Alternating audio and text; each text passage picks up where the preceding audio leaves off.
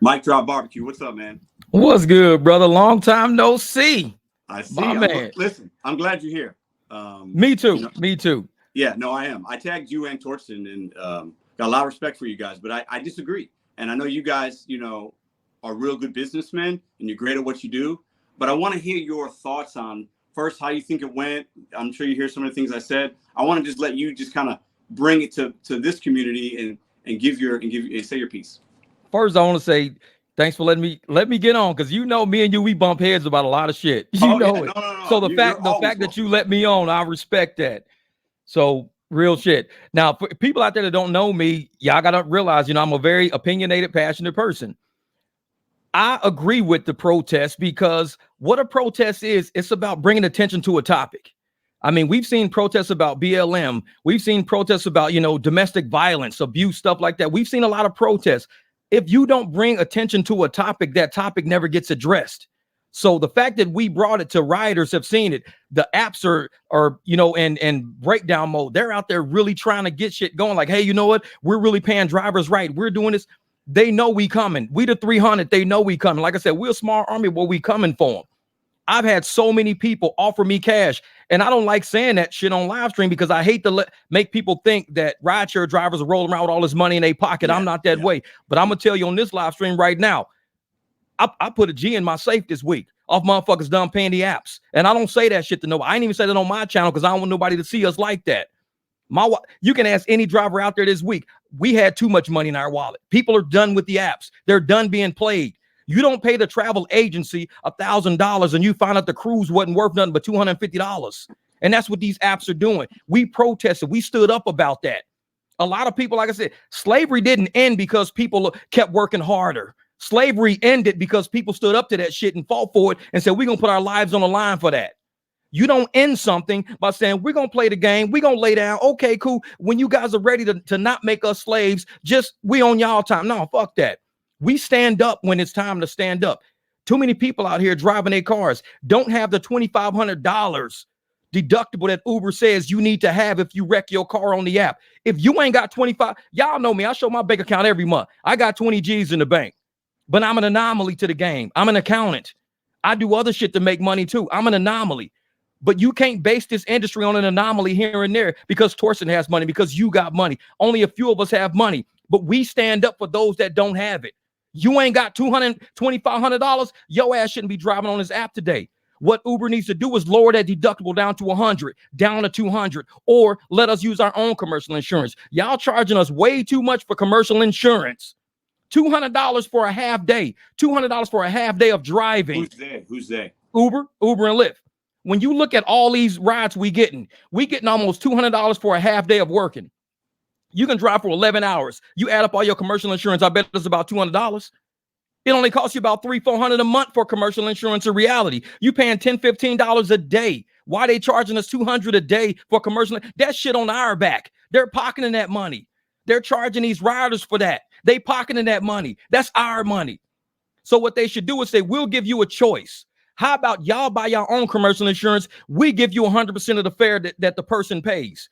Today, I just posted a short. Motherfucker paid $445 for a ride. The driver got $165. I saw that. Yeah. That's crazy, man. That's 8 hours round trip. You're going to get somebody $165? That's crazy. We stand up for that shit. Somebody will do it because they'll be like, oh, well, that's my whole day's money. Now I don't have to do anything else. But yeah, that's not a very profitable. And I'm glad you said that. That's what we call pigeons. I'm glad you said that's a pigeon. Yeah, because you're going to spend, I drove to Indianapolis yesterday, 4-hour drive. Right. Yeah. I spent almost $100 in gas. Yeah. Right? So if you do, I drove 8 hours yesterday. Yeah. I'm only gonna net 65. And we call that pigeons, man. We say pigeons. When you throw popcorn at the park, when you sit on the park bench, guess what? Pigeons don't analyze what that is. They just fly down and eat that shit. Let me ask you a question, because you brought it up and I mentioned it. You guys are fighting for the pigeons, though, right? Yeah, we are, because pigeons don't have no brain. So you got to have somebody with a brain driving this ship. Okay. Pigeons are desperate people. Because I'm going to tell you right now, if you walk into a strip club right now, you got girls in there being pimped. How come all girls ain't being pimped? Because some girls got brains. Why are some girls pimped, but some girls not pimped? Because some girls stand up for themselves and go get an education and go raise their kids, do that shit the right way. But for the girls that are being exploited, being trafficked, somebody has to stand up for those girls because they're vulnerable. They're weak. They're broke. So when you got a broken person, and I don't mean financial all the time, but soul, when you break somebody's soul, somebody's got to stand up for that person. Why do we have churches out there? Because people got broken souls. So you take your broken ass to a church and you get your soul recharged. If you ain't out there having somebody stand up for you, for the weak out there, weak ain't always about I ain't got enough money. We could be your soul. I got a strong soul. I got a strong spirit. I stand up for people. This is what I do. When I see somebody who's broken, man, I got to take these shit rides or my kids ain't going to eat. I say, you know what? Motherfucker, get you some business cards made. Get you a cash app going. Let's get you some real money. Let's not have you out there like that. Yeah, you talk about converting people to like cash rides. And I did it a little bit when I did Rideshare. You've done a lot more than me. But you know, it's not easy to do, but it's something you can build, right? Especially if you drive enough and you know your community and you're good with people. You keep you got a business card, you keep a good clean car, you look presentable, like you don't have pajamas on, you know, you understand, right? Yeah. But there are some, you know, I don't think most drivers can do that. And should we be pushing it? Are they gonna have the right insurance? And what if something happens? And you know, I think even driving on the app, ain't nobody got $2,500 right now. There's people on my channel right now renting because they wrecked while driving on the app. Driving on the app, your personal insurance is gonna say we don't cover that. Uber covers that. Uber says you got to give us $2,500 for us to even start your claim. Who's got $2,500 laying around? It's a poverty trap. It's a poverty trap. Drive for us. We got you insured. Okay, bam, you hit somebody. You got $2,500, we'll handle your claim. I ain't got $2,500. We'll rent from Hertz. Now, you can rent from Hertz, so you come up with that $2,500 now. You'll never come up with that $2,500 because you still got a car note on the car you wrecked. Now you got to pay for this Hertz car. You ain't never coming up with that. It's a poverty trap, and they know it. Simple math.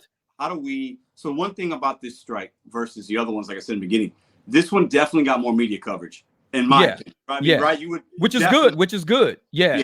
That's the one thing I can say, like that, never liked this before. Yeah. Even from our small little YouTube community, a lot of content creators talking about it. New people, OG channels. I mean, the Rideshare guy was live. I mean, we didn't see this last year, the year before that, right? Like, so this was crazy. This went crazy. Crazy. The media coverage was definitely better, right? But where's the end game? What's Jeff's end game? Like, what would you like to see happen from these? Like, what's the best case? Well, a lot of people who are on my channel, know that a lot of us rideshare drivers here, we've done this before Uber. A lot of us have our own commercial insurance. A lot of us have now. I just put out a permit. You can get a $10 for-hire permit in Arizona. I'll put that video out, and I'm showing people how to get a for-hire permit. You don't have to work for the apps. The apps want you to think that, though. It's slave mentality. You have to work for us if you want to drive your car and make money. You don't have to. There are a lot of states out there who allow you to buy a livery, who allow you to buy your own chauffeur licenses. The apps are just the easy way to get in because they say, hey, we'll bring you in under our umbrella. All we do is a background check. So it's a low barrier to entry when you drive on the app. If you really want to get what you deserve, really want to get your money, then you got to go get your money. It's going to cost money to make money. Go out there, say, I want to get my own commercial insurance. Go get it. You find out through Travelers, through Progressive, how much it costs State Farm. How are these people that don't have $2,500? If most of them are pigeons, I think they are. I think most are pigeons, right? How are we going to get them to that level to make a difference? They got to do cash rides. Like I said, we've been doing cash. I've been doing cash rides out of Caprice Classic in 1993. My girl Vanessa's going to come on my channel. She actually works with police departments all over America. She's going to come jump on my channel. And she was one of the people who I actually chauffeured in my 1995 S420. I had a big Mercedes S420. I chauffeured her and her girls to a club one night. They hit me up in Vegas and I've been doing it since that long. Everybody, oh man, you're going to wreck a car. You're going to motherfucker win. When have I wrecked my cars? Oh, it can happen. Man, it can happen that I walk out the house and get fucking shot, but I don't worry about that every day and say, I need life insurance today. I might walk out the house and get shot. It don't work like that. If you work off of fear every day, you're going to live in a hole every day. I work off of potential and capabilities. I know what I'm capable of, and I know the potential of money that's out there. So if somebody caught, like every morning, people have seen every morning on my channel, I do a cash ride, one every day. I set this up a long time ago. I haven't wrecked my car yet, so when am I going to wreck this motherfucker? Y'all keep saying I'm going to wreck my car. I do it every day, every single Monday through Friday. Right. So how long would it take for others to get? So what's the end game? So if these protests continue, like let's say, so there's probably going to be, I think Torsten said there'll be another one probably St. Patty's Day, right? And there'll be another one maybe in the summer. And then obviously you got the Thanksgiving and certain holidays, days when the volume is high, he's going to be doing something, right? And everybody's talking about it, which is good. But well, what are we looking for? What's the end? Do we want everybody? The end game is honesty and transparency. Because if riders knew that I was only getting $18, they'd wonder why they're paying $92. What am I paying the $92 for? If this guy only cost me $18 to take me from here to my house, what is all this other money for? That's what they want to know. Because a lot of these riders they're shocked to find out all we getting is a couple of a small percentage out of it. A lot of them are shocked. And another thing, a lot of us already, like I said, we have commercial insurance. So why are we being double billed for insurance? If my company says, Jeff, I cover you in the event of you doing commercial business in your car, I should be allowed to call Uber and Lyft and say, hey, guys, give me the cut of commercial insurance you're taking from me because my own company says they're covering me. My own company got me because I'm doing business like this. I'm paying, $15 a day. And if they say, you know what, we can't cover you. That's why we do cash rides. That's why we do Cash App and Venmo, because we're already covered with our commercial plans. Our commercial plans only running us $15 a day, $20 a day. That's it. So let me ask you a question. If we're looking to push consumers off the Uber app, right? So that the drivers can make more money and consumers can save money. But then are we also promoting? You said you put away a stack. Oh yeah, I show every month. Every month. A lot of people in your live don't know for the last 14 months of my life doing this shit. 14 months. I posted my bank account on the first day of the following month. I've done that. A lot of your people don't know it because I can hear people saying, "Show your bank account." These motherfuckers don't know me. I do it for real. I've seen those videos. Y'all got 14 bank accounts on my channel right now. Go look, motherfucker. Go check, and you're gonna get 15 on March the 1st. Yeah, I know. I can vouch for that. I've seen them. Right. So my point is, are we promoting for more people to be off the apps driving, saves the consumer, we make more money, but now we got cash? I'm promoting for the apps. The apps have to make a choice. Either they're going to keep stealing tips, getting fined, having settlements. Either they're going to do that or drivers are going to stand up for ourselves. They got a choice to make. The ball is in their court. They know we doing cash rides. They're doing PR right now. They know their stock depends on us. Their stock depends on us accepting a ride and making that money. If we don't accept the ride and make them no money, their stock goes down because their revenues go down. So they got to keep us on the app. You need to learn how to keep drivers on your app and keep them from doing cash rides. That's on the app right now. We're going to keep protesting and letting everybody know the apps are screwing us. And more drivers and more riders see that. And the riders go, dude, why am I paying $120 for this ride to leave the concert when you're willing to take $80? Because the app is only going to give me like $49. Right. But if I'll take $80, you save $40 and I'll make an extra $40. We both good. The apps don't want that. Everybody wins. Uber and Lyft loses. DoorDash loses. Whoever, right? If I got a little Walgreens customer up the street and I can do it off the app, DoorDash loses. They don't get the fee. They don't get. But in let's say a year from now, right? Dara, Tony, and they come to you and Torch and say, "We want y'all to sit down at the table with me." Would you do that with them? I would, but they don't want me. I'm a corporate accountant. The first thing I'm gonna do is say, "Hey, man, I know how these books work." Like a lot of people on your channel don't know, I was a 20-year corporate accountant for casinos in Las Vegas. I'm the one who worked for Carl Icahn. Carl Icahn is an investor in Lyft. Actually, I helped get Vegas World out of bankruptcy, and we opened it up. We call it Stratosphere now. I was on that team of accountants that did that. A lot of people don't know who I am. They think I'm just a motherfucker driving around in a BMW. Trust me, I got a long career. Right. I walked away at 38. I retired at 38 years old, bought a house, did everything I wanted to fucking do. Just kind of living my days right now. But I know this dream can happen for people who are willing to put their time and effort into it. So I fight for people who want to really live this dream. Not no lazy motherfuckers, but people who really want to do it. And that's what I fight for. Right. So you and Torsten are sitting at the table with them, right? Yeah. And they want to ask you guys, hey, well, what do you guys want? What can we do? And you guys are talking about transparency, the take rates. We're talking about safety, making sure customers don't have fake names on the account, like various things like that, better vetting systems, not having wrongful deactivations, right? So that's a big thing. Yeah, so that's a big thing. We get all that stuff from them. Let's say they put those things in place. Drivers are making more, they're making less. Like a year from now, you're sitting at that table. Do you think that, is that what we're working towards? Is that what you guys want? Or are we working towards having drivers do it more off app and do cash rides? Like, do we want to stay with the way the app is and still be independent? Or are we trying to turn drivers into small business owners? Like, what is the best case for you? Let's say a year from now, at that table, you have a conversation, you walk away, and then they start implementing, like, do you think that'll happen? But also, like, what's the end game, man? Like, see, you got to realize with rideshare and delivery, the apps are only marketing tools. That's all they are. Right. We can always get our own commercials, do our own thing. Why do you think we're all doing our own? We can create a website. There's been travel companies around for eternity. People don't always use the apps to move to and from. People use travel companies and charter services all the time, private drivers, everything. We use the apps for marketing. That's all it is. It's finding a ride for somebody. It is not a service that drives people. So for people out there who don't realize they're trapped into that plantation mentality of, I can't do a ride unless I use this app. You're part of the problem. The apps already think they got you mentally trapped into being on that plantation. When the apps has to realize you need us as drivers to make your app work. Without drivers, your app is nothing but a video game. People gonna sit there and play all day.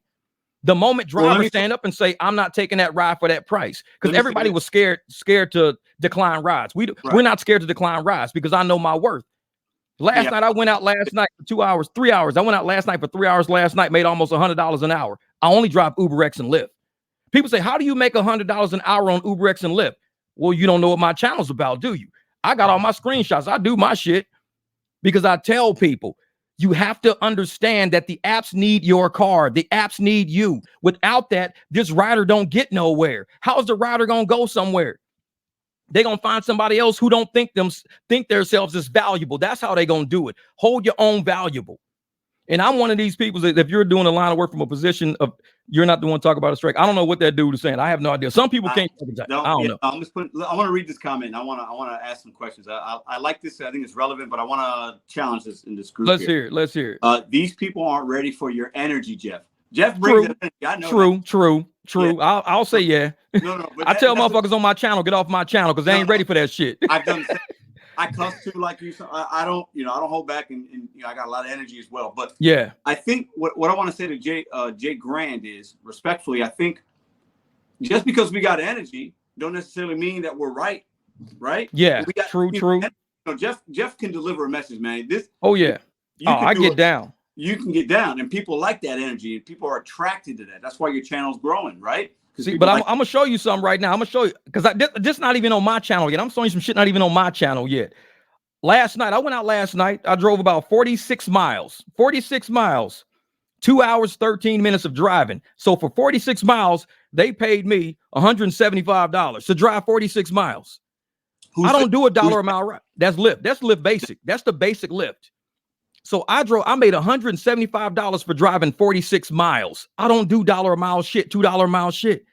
I don't think these people understand you're valuable enough to where these apps will pay you when you stand up for your value. Why do I get paid this, but the next person don't get paid that? The next person can get this, but y'all just got to know how to do it though. They're accepting, as Sergio from the Rideshare guy says, they're ants, right? Yeah, true. Right? And that's not a respectful thing. That's what, people say that.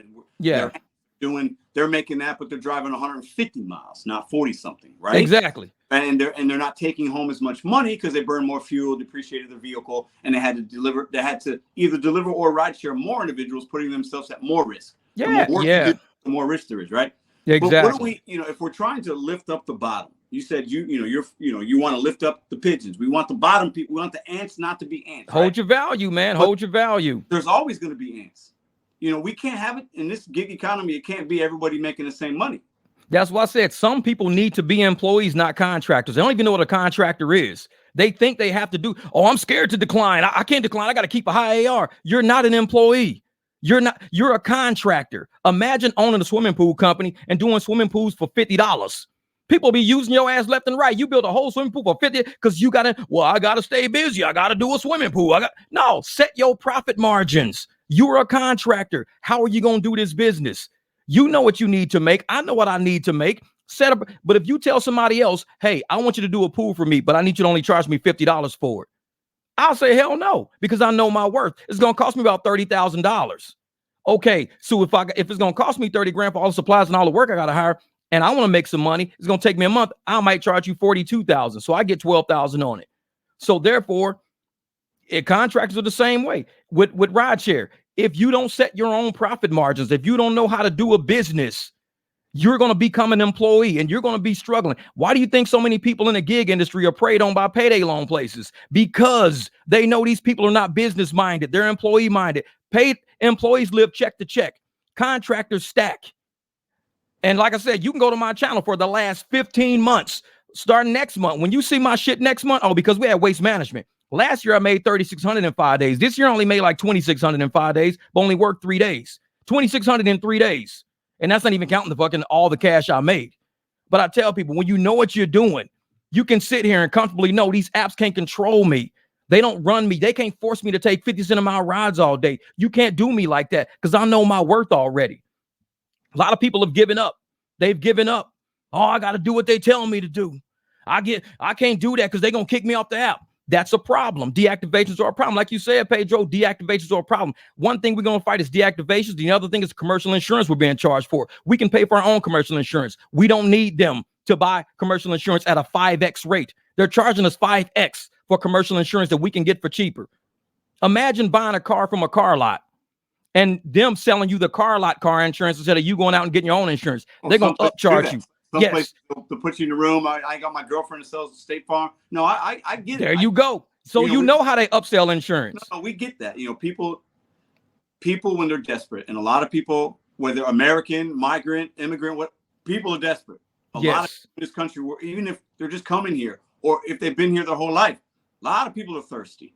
Right? You're thirsty, you'll drink whatever, right? It doesn't need to be the best Kool-Aid. Just give me that damn water out the mud. Like, I'll drink it. I'm thirsty. Exactly. And we have a lot of that, and that's an issue because the companies do prey on individuals like that. But in your heart, do you think these strikes, these protests? You use the word protest, and I like that. It's more appropriate. But strike, that word strike's actually still being used more, I think. Strike is an employee mindset. I told you got a lot of employee mindset people in Rideshare.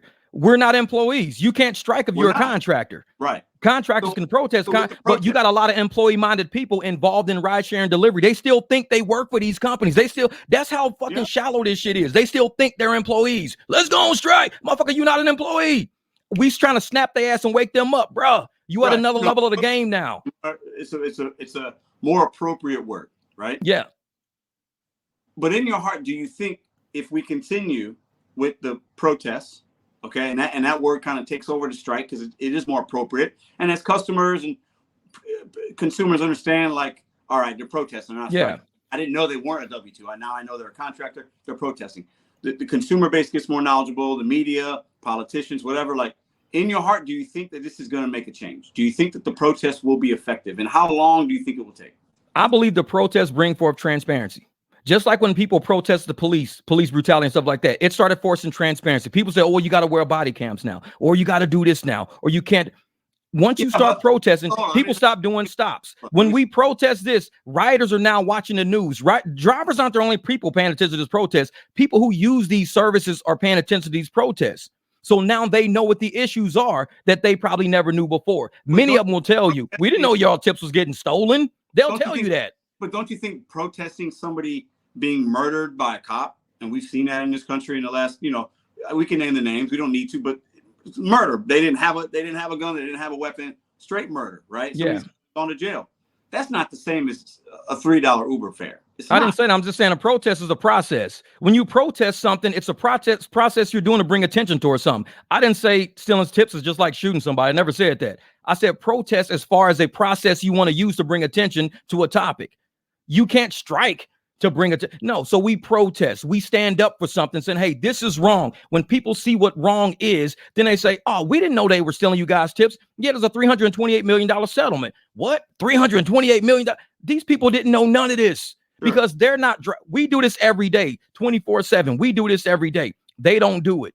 So the protest is bringing attention in ways that the media has to even wake up and say, why are the drivers at the airport not driving? What the hell? They got to talk about it now. And now they got to listen to a driver talk. Instead of listening to drivers talk, what they do, they trying to run with the app stories. Oh, we're going to buy back all of this stock. They knew what they was doing. They playing chess with us right now. They playing chess with us. But the only way they're playing chess, and it's David and Goliath. I mean, at this point, right? Yep, so it is David and Goliath. With Goliath, Goliath needs to have the heart, the energy, the passion, the soul to fight David. Like a big monster. And you need, like you say, it's 300. Right? 300. Yep. We need, it's starting there, but it's a strong 300. But you're going up against 3 million, right? But I'm gonna tell you right now, the more I go up against them and the more I keep my mortgage paid, it means it's working because people are paying me directly. My mortgage is paid every month. My car note gets paid every month. We know rideshare drivers right now being evicted from apartments. We know them. We know them losing their car because it's getting repossessed. We know them. That's on them. That's not Uber's fault. Well, it's on, that's not like you said, it's exploitation. Is exploitation a real word, or the exploitation is a word that I just made up? When you exploit somebody, it's psychological. You prey on somebody who you know is vulnerable. These words are all real words. It's true in psychology. You can look up Edward Bernays, Bernays. I talk about Edward Bernays all the time. He's the godfather of propaganda. When you use propaganda to prey and exploit on younger people, all the governments of the world still use this guy's playbook, Edward Bernays. They use this playbook to keep people poor and under control.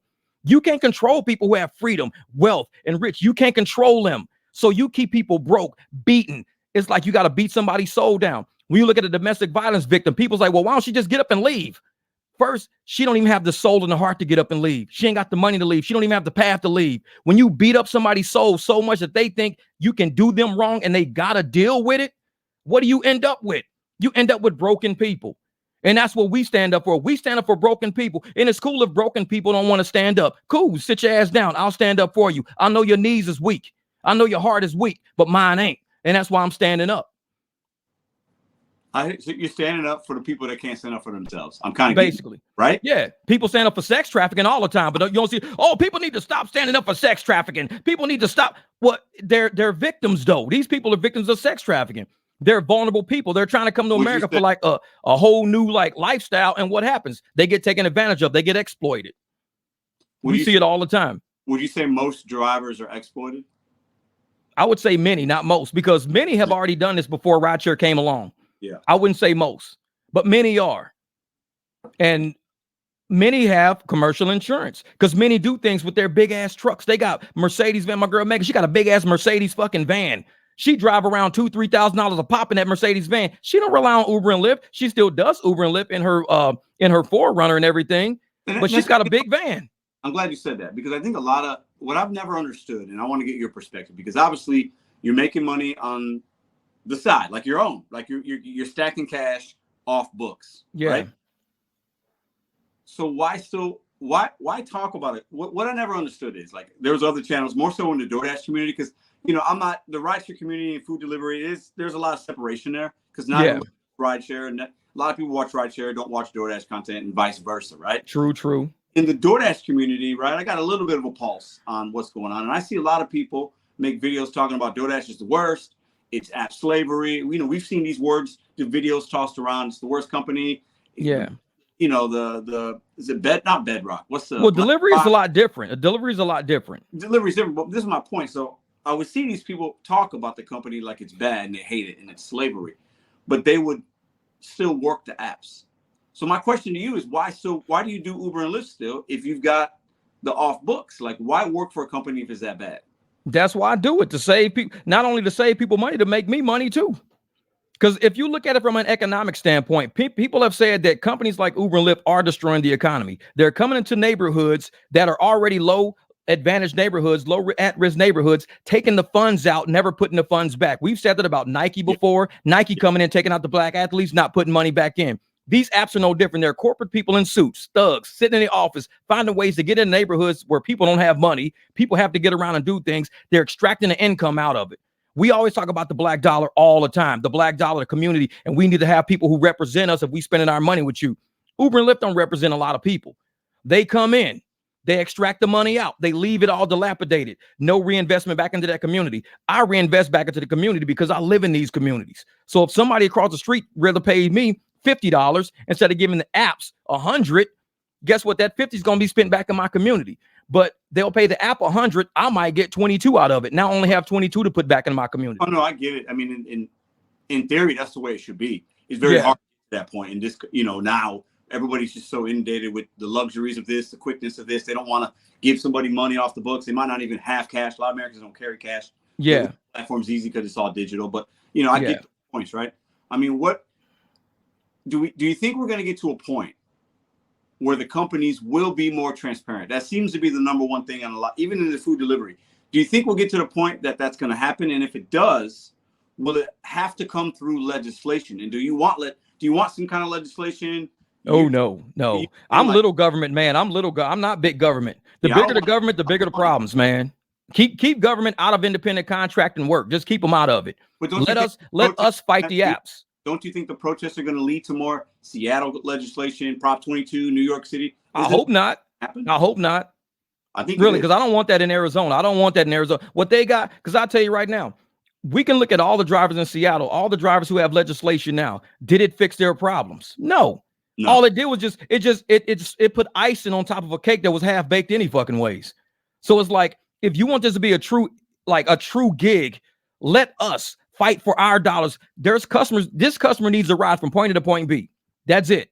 The app is a marketing tool. The app doesn't do a single ride. We do the ride. But if I say I'm willing to do this ride for $45, like that one guy, that 4-hour drive, paying a driver $165. If I said to the app, I'm willing to do this ride, but it's going to cost $350. The app should say, okay, we got Jeff willing to do it for $350. Pedro says, oh, I'll do it for $275. Okay, Pedro saying $275. We got, Daryl saying, I'll do it for $400. So now the app has a bargaining chip now. It's a bid. We're independent contract. We're negotiating. Exactly. So we should be able to bid. If you're bidding and you're able to make money and you're doing that, now you're true contracting. A contractor bids. Employees don't fucking bid. They say, hey, man, we're going to pay you $20 an hour. You say, okay. And you just do work for $20 an hour. I say we should have a right to say, this is my car. It's very nice. This is my level of service. This is my music. This is what I do. It might be worth more, but the app will say, we'll give you the Uber Black XL at this price, but we're going to give you the Ford Taurus at this price. The app sets your bid. They shouldn't be able to set our bid. We should be able to negotiate and set our own bid. Tell this rider how much we're getting out of that deal. And I bet they say, I just want to pay the driver straight up. That's all they want to say. I'll pay the driver. Because if y'all going to charge me $120 to leave the concert, but this driver saying he only take $80 to leave the concert, I'd rather pay him the $80. I don't want to pay the $120. How do we get the app? Do you think the app interface would look like that to where a customer can see Jeff, Pedro, and Steve and the prices that those drivers set for the night? Like, and the app can, how does the app even get to that point? Like, is that even for a lot of us, we tell people stop taking the shit rides, decline them all. My AR on Lyft is like maybe 2 or 3%. So how am I sitting at 2 or 3%, but I'm making almost $80-$90 an hour and I'm declining rides all day? Because if I'm declining it, the Pigeons are taking it. That means that one's off the board. Okay, next ride. That I'll decline it. Pigeon takers off the board. Next, so their time is all sold up with the shit rides. So what's left? Bro, I'll tell you a couple of my rides I did last night just for the hell of it. Because like I said, I haven't even done this content on my channel. And we do Rideshare. I'm going to be transparent and tell you what I made. I did 3 rides last night on Uber. And I made, $87 and what was it? An hour, 37 minutes of being online. But let me go to one of my rides. Here's a ride here. That was $24, 5 minutes, 1.8 miles. But it was an $18 surge. Here's one, $45 for 12 miles, 17 minutes, $28 surge, $5.73 tip. This one's $18, 2.4 miles, $7 tip, $6.25 surge. I only drive with surge because I have that choice. Right. If I'm a contractor and I want to say I'm looking for $28 surges, $18 surges. I'm not driving for base fare because I think my car, it's a BMW. I want to be paid. If they want to pay me $12 a mile, $24 for 3 miles, I'd rather take that than taking $3, $4 all day. I'm not going to get nowhere doing that. So drivers out there have to realize when you take shit rides, they're going to give them to you because the algorithm is learning you. The algorithm says a level of tolerance. I agree. We got to have standards, know your worth. Sergio says that. You've got the shirt you got on. But let me ask you this, and I want to bring up a couple people. Do you have a little time? Because I got a couple people. I got a little time. You good. I think they're on your side on this. And I want to bring them in the fold and get their opinion.